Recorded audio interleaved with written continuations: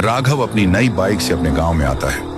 Raghav bike को इत्मीनान से घर के बाहर रोककर अंदर सोने के लिए चला जाता है। रात के 1 बजे अचानक से एक जोरदार हवा गाड़ी में जा लगती है और तभी रहस्यमयी तरीके से गाड़ी का इंजन चालू होता है।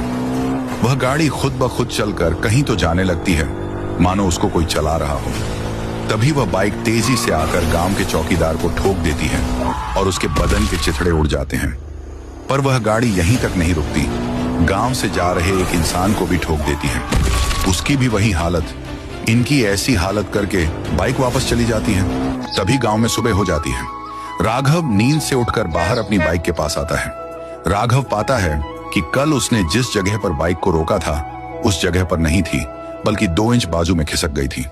राघव और ध्यान से देखता है तो टायर पर खून लगा मिलता है। बाजू में उसको बहुत भीड़ दिखती है और रोने की आवाजें भी आ रही थी। राघव उस भीड़ की तरफ भागा। वहां पर वही चौकीदार और एक आदमी की लाश पड़ी हुई थी जिसे राघव की बाइक ने ही मारा था। फिर गांव में रात के 12 बज गए। घनघोर अंधेरा था और जो होना था वही हुआ। वही हवा बाइक से टकराई और रहस्यमयी तरीके से चलने लगी। उसी समय रायस्टार दूसरे गांव से इस गांव में बाइक से आ रहा था कि उस पर उसी राघव की बाइक ने हमला किया कि रायस्टार अपनी बाइक के साथ 15 फीट तक उछल जाता है। रायस्टार पास के पुल के कारण जिंदा बच पाता है। रायस्टार नीचे देखता है तो वह बाइक पागल हो चुकी थी। उसको कुछ भी समझ में नहीं आ रहा था। उसको बस इंसान को मारना था। बिना ड्राइवर के बाइक देख रायस्टार की रूह कांप जाती है। अगली सुबह रायस्टार एक आदमी को वहां से गुजरते देख उस आदमी के पास आता है और पूछता है, अरे भाई, क्या तुम मुझे बता सकते हो कि इस गांव में नीले रंग की बाइक किसके पास है? आदमी बताता है, नीले रंग की बाइक तो शायद इस गांव में, हाँ, ये बाइक शर्मा के बेटे राघव नाम के लड़के की है। कल ही नया लाया है। फिर रायस्टार उसको धन्यवाद करके राघव के घर की ओर निकला। कुछ मिनटों बाद रायस्टार राघव के घर पहुंचा। वहां राघव बाइक साफ कर रहा था। रायस्टार उसके पास जाकर उससे बोला, ऐ राघव, यह जो तुम्हारी बाइक है ना, वह श्रापित और भूतिया है।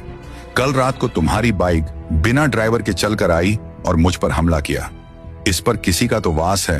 अरे भाई, वही तो मुझे 3 दिन से समझ में नहीं आ रहा।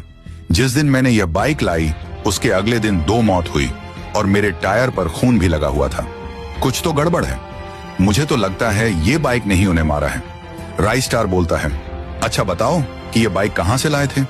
ये बाइक नई दिख रही है। राघव कहता है, ये बाइक तो मैंने राजपुर में बाबू चिपके के गैराज से सेकंड हैंड खरीदी थी।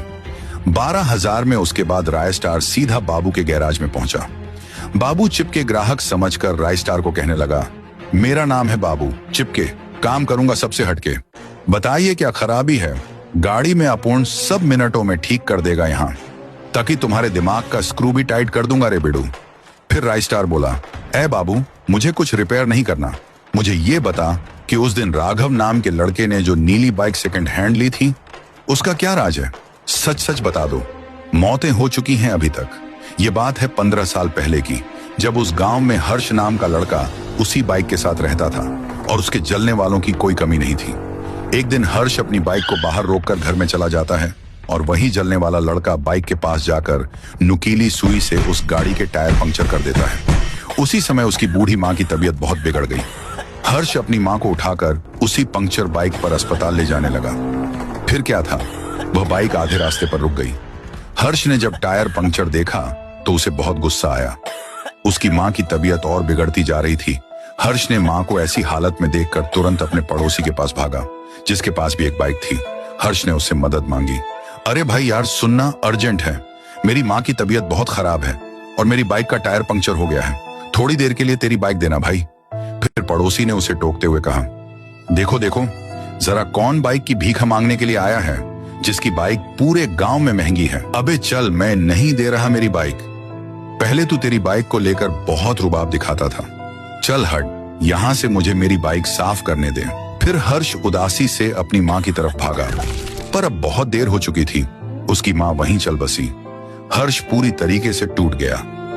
वो ब्रिज पर आकर रोते हुए श्राप दिया, तुम सब मेरे माँ के कातिल हैं। मैं भले ही मर जाऊं, पर मेरी बाइक जरूर बदला लेकर रहेगी। जो भी मेरे गाड़ी का मालिक बनेगा तभी ये बाइक बदला लेगी। उसके बाद हर्ष ने ब्रिज से कूदकर अपनी जान दे दी। उसकी आत्मा उसके बदन से निकलकर बाइक में समा गई। गाड़ी जैसे कि इस बाइक का मालिक हर्ष है। मुझे माफ कर दो, पैसे की लालच में मैंने उसे ये श्रापित बाइक दिया हूं। ये सुनकर राय स्टार के रोंगटे खड़े हो गए। क्या राय स्टार इस बाइक का श्राप खत्म कर पाएगा? अगर आप इस वीडियो को 10 के लाइक तक पहुंचाओगे तो आपके लिए पार्ट 2 जरूर लाऊंगा।